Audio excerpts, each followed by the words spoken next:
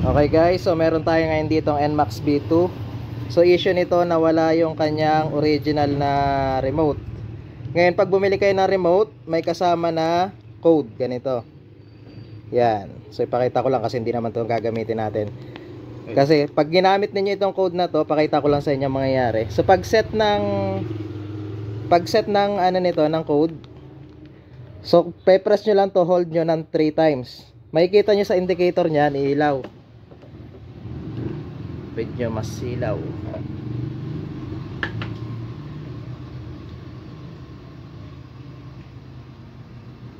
One. Tapos pindutin nyo ulit. Pag umilaw ulit, angat ulit yung knob. 2. Yung pangatlo niyan, mag-steady na yan. Okay, pag nag-steady, angat nyo lang. And then, so yun yung unang step. Tapos, mahirap lang hawakan. Sige, okay lang din. Yan. So pag encode, so gawin nyo lang yung 3 times na ano na yun, nag-blink na yun. Pag nag-blink na siya ng 3 times, encode nyo na yung code. Pag nag-steady na, pwede nyo na encode yung bagong code. 1, 2, 3, 4. Kasunod, 1, 2. Angat ulit, 6. 1, 2, 3, 4, 5, 6. Angat ulit. 1, 2. Angat.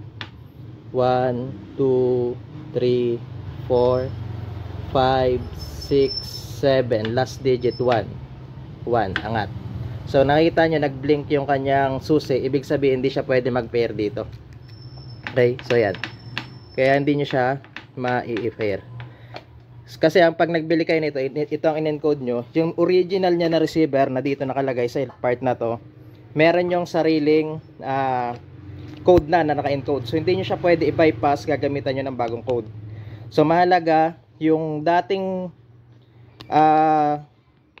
code niya na itabi ninyo. Kung nasa inyo pa, picturean nyo na para may soft copy kayo.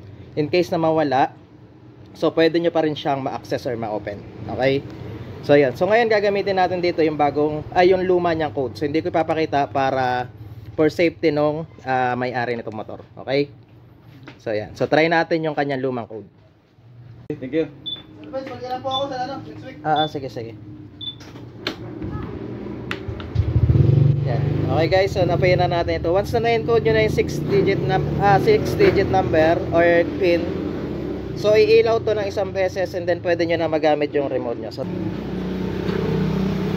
okay guys, so pag na-pair nyo na, so malalaman nyo naman yan. So pag pinindot nyo tong remote nyo, so syempre ano siya, pa-flasher. So yan. And then try natin i-on. Yun. Start.